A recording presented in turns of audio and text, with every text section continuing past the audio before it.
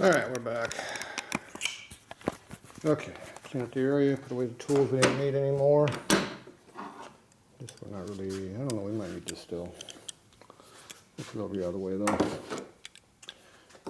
Too many tools out of the way.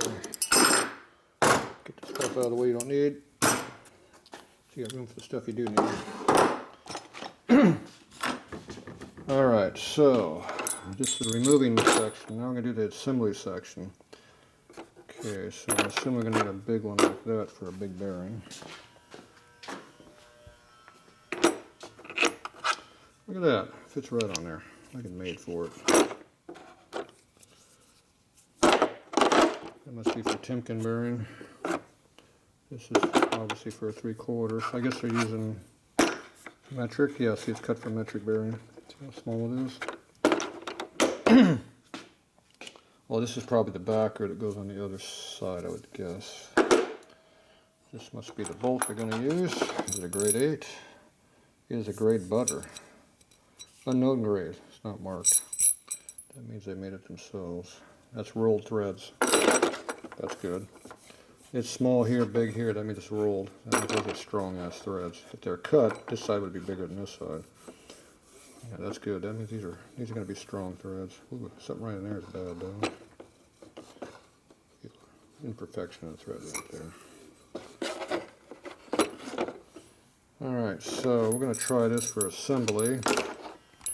See if this will work for assembly. I don't know. Usually I use that thing on there called a press. Okay, so that does fit in there. That's good. So I guess you can only do one side at a time instead of doing both. Me, I'd put both bearings at one when you're done torquing. Whichever one wants to move first moves, and when they quit moving, you're done. But that's how I would have done it. But, oh well, we'll see what they're going to do. So I'm not sure how this is going to work. You're asking a lot for a threaded bolt.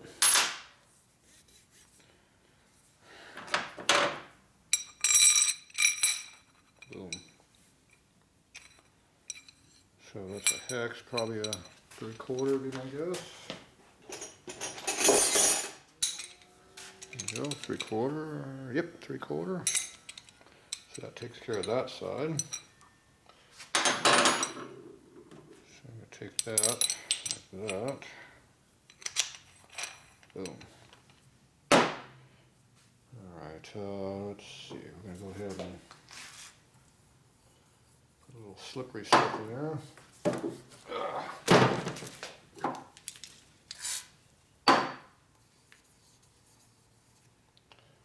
It's a little easier to go together, hopefully.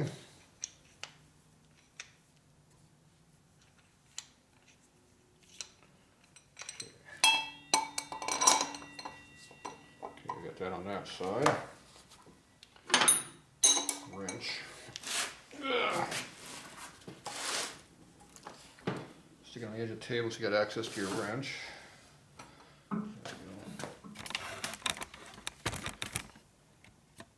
Okay, it looks like we do have enough room to do multiple bearing installs. So this would go on this side here like that. Yeah, you got plenty of length to do that. Probably not guiding it very well, but we'll see. We need some grease, so I just put it away too.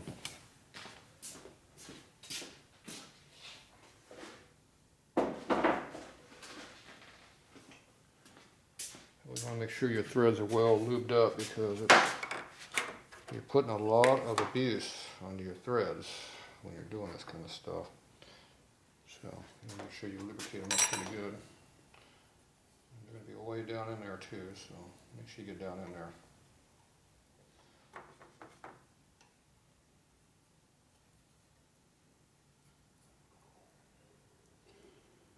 Okay.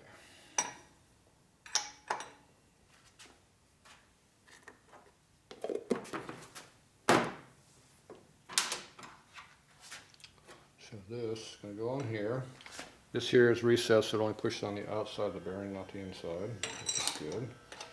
This side is not really being centered, which is not good, but it is what it is.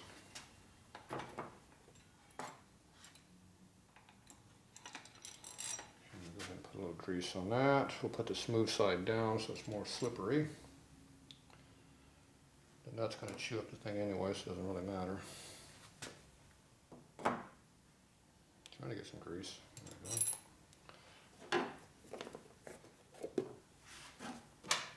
Once again, a nice flange, that would be a big improvement. But at least it's got a good, fairly good flat area. That's good. They did give us a good size nut. That's probably bigger than normal size.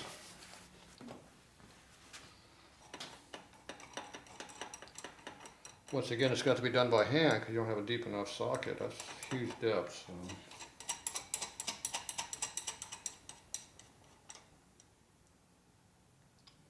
Threads are kind of loose, so that's not good, but it is what it is.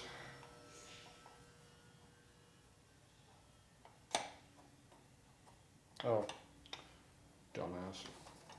Don't forget the tube. Kind of important.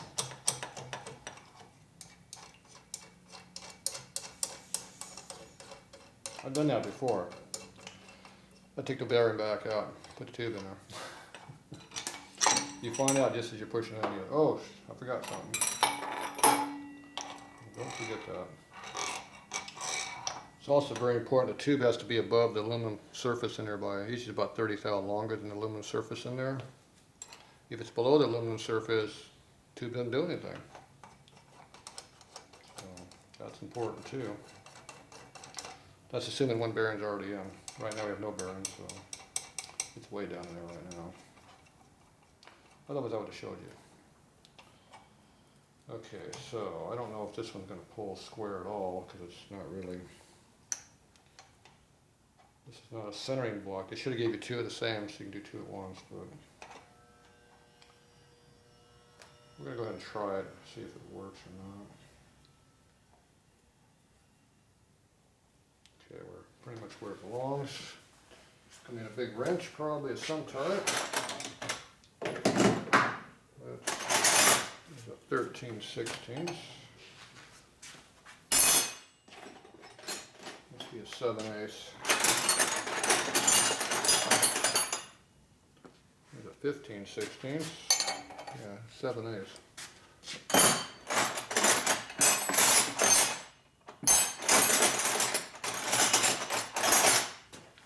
Oh, it's a 7/8. Oh, look at that! It's a 7/8. Okay, we get this way it stays centered. Probably should have had the other one on this side, the centering one, so it stays centered. It looks like it pulled in centered though. Now, this is going in extremely easy. This is unexpected easily.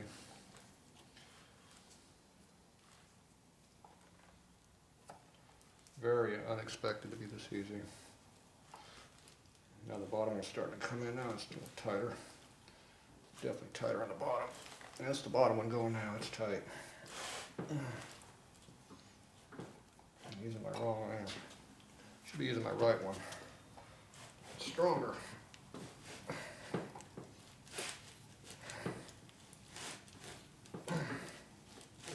That's sharp on my hand up there too. That tool hasn't been used enough to dull it yet. Okay, I'm going to grunt. So hopefully that's full tight.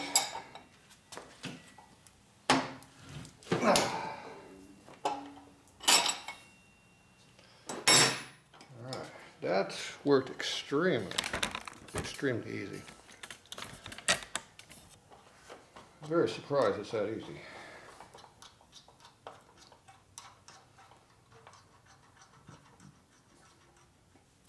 Threads are fine, didn't do any damage. Once again, good tools. Heat treated, so it works. Looks like the washer was got a little bit of wear on the washer, not too bad. I'll see if it's wearing on both sides of the washer, on one side in a minute. So the nut tight's not, the thread tight is not very tight. It's, you know, pretty loose. It's definitely not a class 3 fit. It's like a class 20. Loose as a goose. But it works, so that's what matters. Alright, so this is the wear on the washer. It's definitely sliding on this side, and this side is smooth, so it's not, it doesn't appear to be turning on that side. You can see how it's wearing the black off the nut. It's got a good surface area, so it spread the load really good. Not for a good contact. You guys back again? Okay, so there is that. No wear it on at all.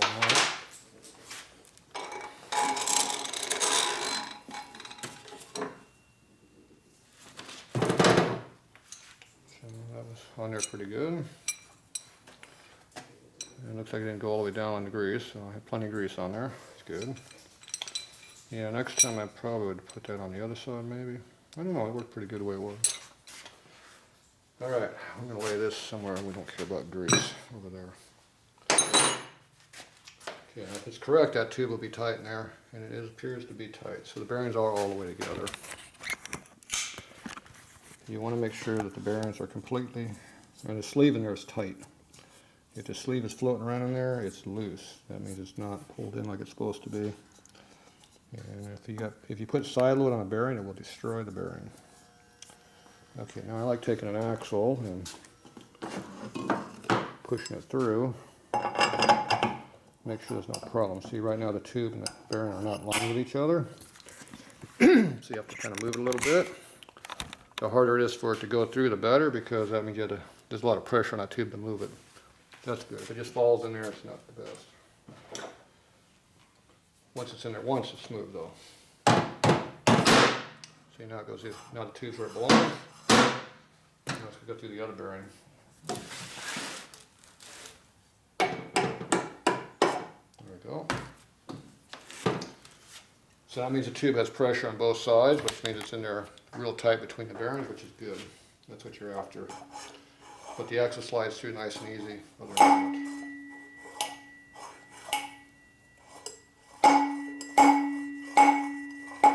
Had a little crud on the axle there to get worn off. Now it's nice and smooth like it's supposed to be. If the axle's bent, it won't go through. You have to beat it out with a hammer, which is not good. That's usually a sure sign of a bent axle. See, nice and smooth. You see the rust marks where the bearings are rusted in there. See, that's where you're just smoothing out those rust areas. That acid etching was high spots, so they're now smoothed. Yeah, we gotta put our brake rotor back down. Okay, so now the axle is smoothed up, the bearings are lined up, and all replaced. So that's good. Excuse me. Let's put all this junk back together over here so we don't lose it.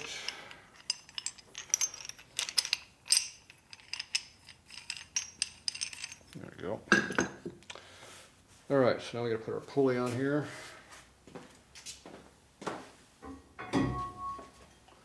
Right here. Get our red Loctite, wherever it ran off to.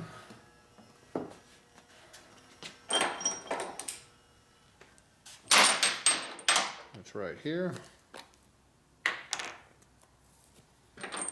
They had some kind of a yellowish, greenish color stuff they used back in the day.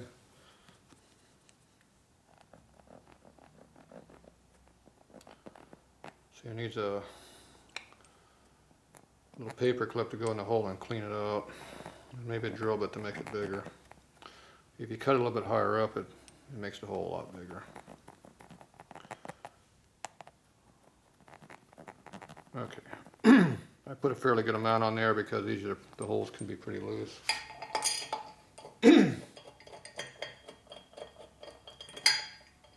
Like that one's real loose. Not in the right spot. It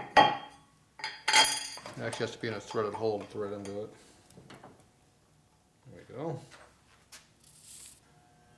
Oop. Big drop fill out.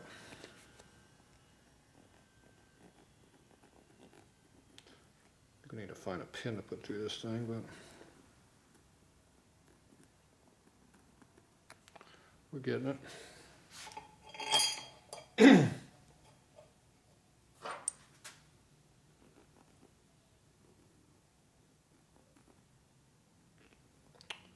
Testing my grip strength.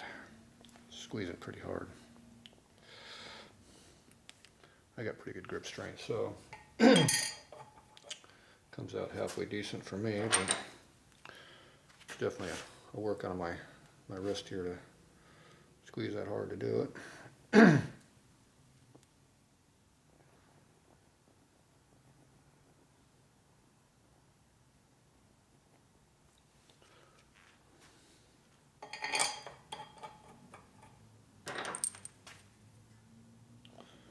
Okay, last of it on there. That'll work. Make sure everything's started before you tighten anything. So, I think the right. That's not the right one.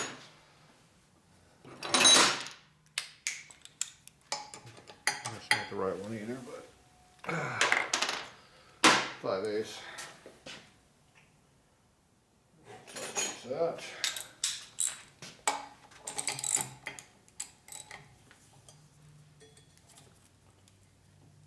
Got a lot of drag on those threads. Jeez.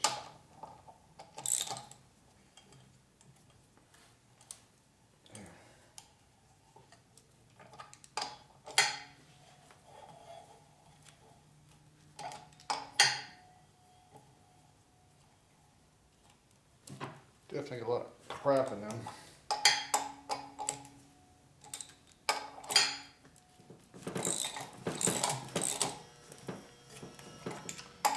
Yeah.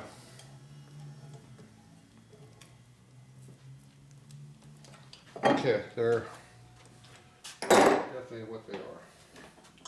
Okay, zip gun.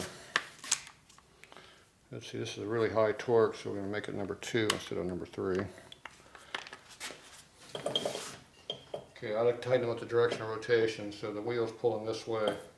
So pull it that way when you tighten it, that way it doesn't have any clearance in it. That way the bolts will be tighter.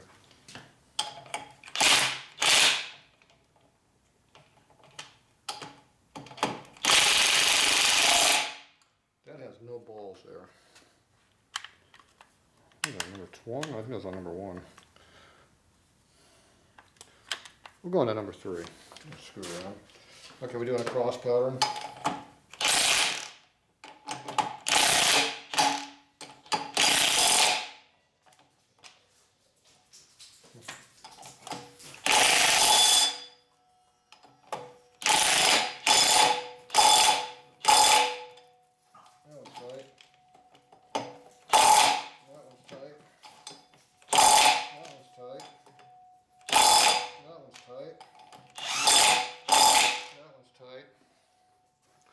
I use full power. We don't screw around. I watch the socket turn. When it turns about that much at full torque, that bolt's tight. Now if you keep on it, it'll just strip it. And surprisingly, the Trassman 12 point has not broken yet, but it's definitely had a lot of balls. It's working the socket over because I can see all the chrome residue on the over there in the wheel. So anyway, you want to put your torque wrench on, you can check it, but it's tight. See all the residue off the socket, the chrome? So let's take this and give it a blow job. There you go. Alright, there's one rebuilt wheel. Good to go. Not too bad. Alright, we still got to do the front one yet, but that's might not get to that. Okay, one more thing done tonight.